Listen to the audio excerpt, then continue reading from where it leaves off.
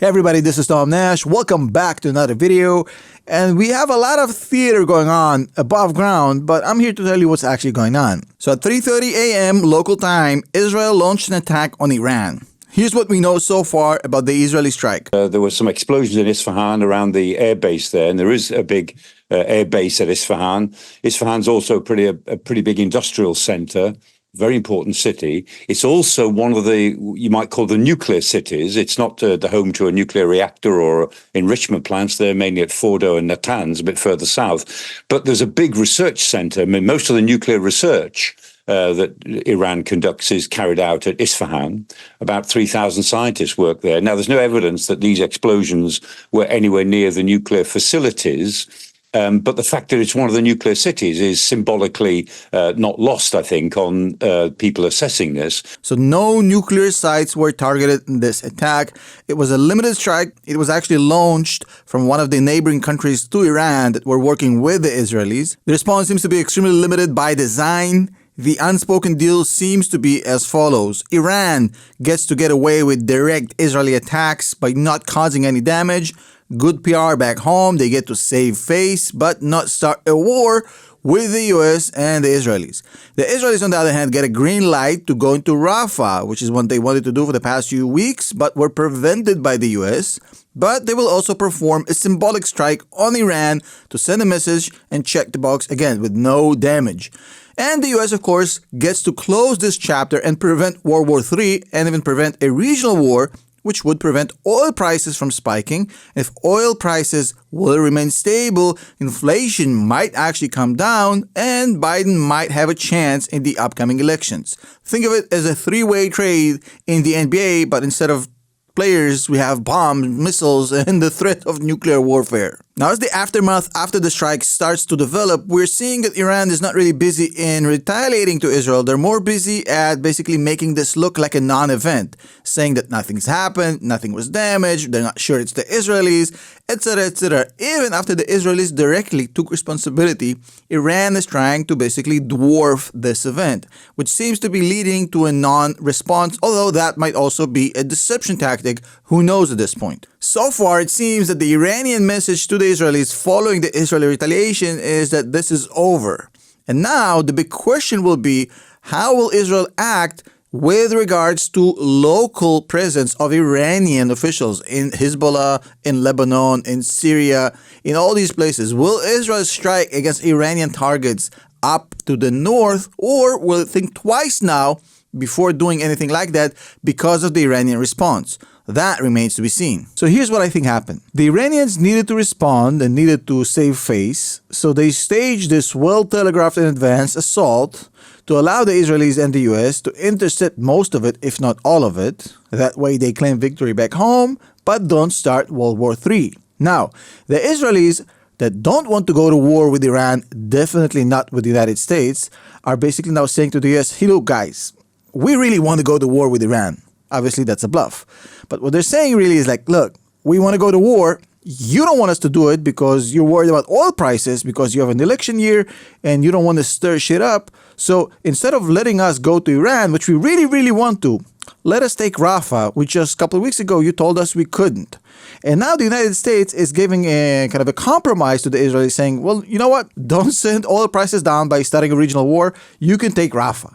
So everybody wins. The US, prices don't go up, inflation stays low, oil prices don't skyrocket. Iran doesn't have to deal with World War III regional scenario with the US get involved. And the Israelis finally get to take Rafah, which had been dying to get in there for the past few weeks, but basically been blocked by the United States. The Iranians get to get away with it.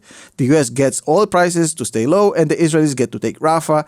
Everybody plays as if they didn't get what they want, but eventually this is what it is. But let's look at it from an objective standpoint right here, right? So let's look at the stated goals of Iran, at least long-term strategically in this region. What they want to do. Okay, number one, they would love to stop the Saudi-Israeli normalization agreement. The second goal of the Iranians is to weaken the U.S. kind of quasi-NATO of the Middle East. Egypt, Jordan, Israel, Saudi Arabia, UAE. After what happened and how the coalition really worked together to shoot everything down for the first time in history, that alliance seems stronger than ever. Goal number three, let Russia and China get involved as mediators in the region and push out the United States. That hasn't happened at all so far. Russia is completely out of it. China is completely out of it. There's no Russian and Chinese involvement in the Middle East, with the exception of Syria for Russia. So basically, looking at the goals of the Iranian regime right now, none of them have been promoted by this weird decision to launch this bizarre attack. Especially when the Iranian regime really didn't have any achievements from this attack. The one achievement they had is essentially to save face back home and show the Iranian people that they got it covered, that they've struck at Israel, sure. But on the global stage, well, Iranian territory is now fair game to the Israelis, which it was completely off limits until now.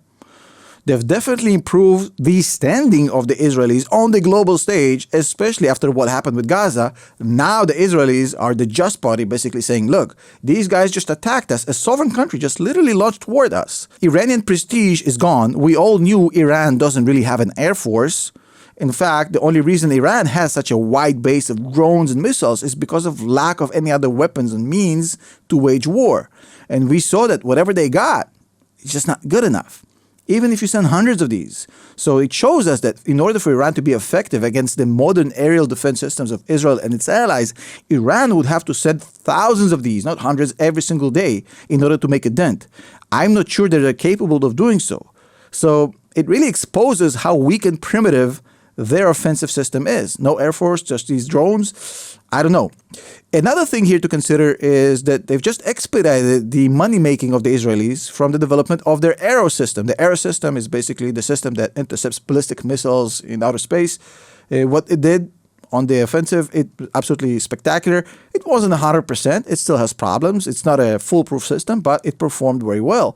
The Israelis are going to have a really nice time selling the system for billions of dollars through their allies after this demo, which Iran just basically gave to them. So Iran allowed the Israelis a very comfortable, telegraphed, in advance, prepared demo to sell the system and make a lot of money. What a weird decision. Another thing is that now the Israelis really got what they really wanted. The Israelis don't really want a war with Iran, at least not really. I mean, they would love to stick it to Iran for sure. But do they really want a war with Iran? It's a tough question. At least I'm going to put it this way. They don't want the war with Iran as much as they want to finish off Hamas, kill it off, and take Rafah and close that border. That is the way more pressing issue that they really want to get ahead of right now.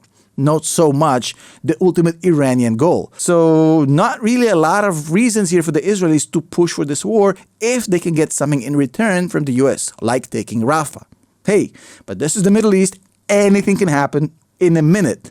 So it's not a prediction, it's just an analysis. Let me know in the comments what you guys think. Thank you for the Patreons for supporting this channel. Patreon.com/NomNoshReport. I'll see you in the next one.